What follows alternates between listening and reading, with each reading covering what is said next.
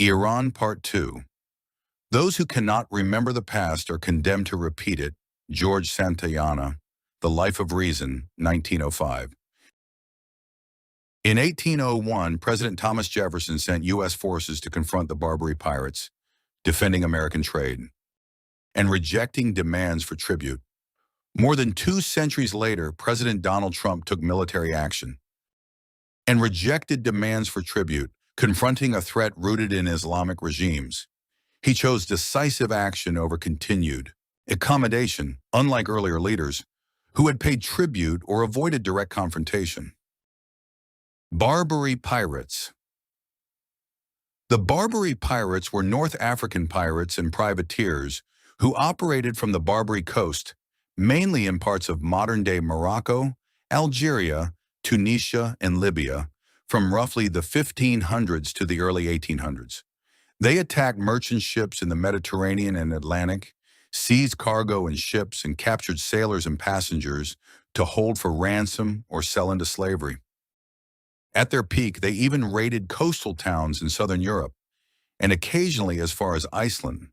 The pirates were based in cities like Algiers and Tripoli, which were loosely part of the Ottoman Empire.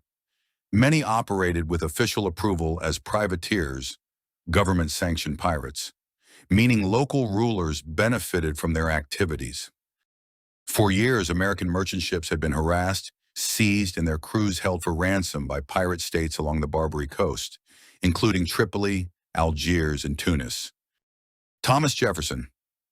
Thomas Jefferson took office on March 4, 1801, and refused to continue paying the ongoing annual tribute that previous administrations had been paying.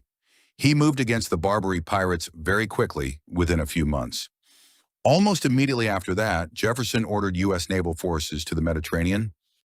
The deployment included U.S. Marines, who became actively involved in operations over the next few years, most famously in 1805 during the attack on Derna. So, in short, Jefferson initiated military action within about 2 to 3 months of taking office, with Marines participating shortly. Thereafter, as part of the broader campaign known as the First Barbary War. The war ended in 1805 with a negotiated peace. The U.S. secured the release of American prisoners and the elimination of tribute payments. Jefferson's actions established a precedent that the United States would use military force rather than ongoing payments to protect its commerce and resist extortion by foreign powers. Although their main goal was economic, capturing ships, seizing cargo, and ransoming crews, religion did play a role in how they justified their actions. These North African states were part of the broader Islamic world under the Ottoman Empire, and conflicts with Christian nations were framed in religious terms.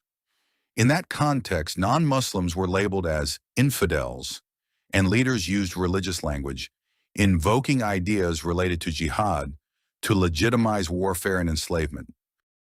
President Trump. For 46 years, Iran and its proxies attacked American interests and killed American citizens, justifying their actions on religion.